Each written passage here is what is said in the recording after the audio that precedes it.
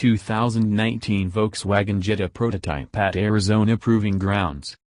The story of the brand new Jetta doesn't start in Arizona, however.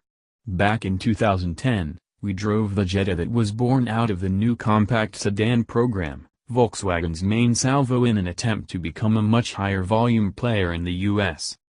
It was a preoccupation of buyers, as well. Jetta never reached the summit of the Corolla or Civic sales mountain.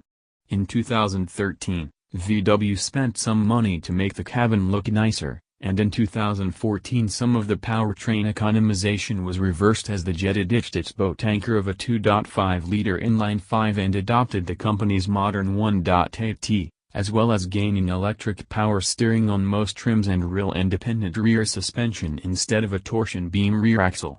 It wasn't enough to move the needle, however.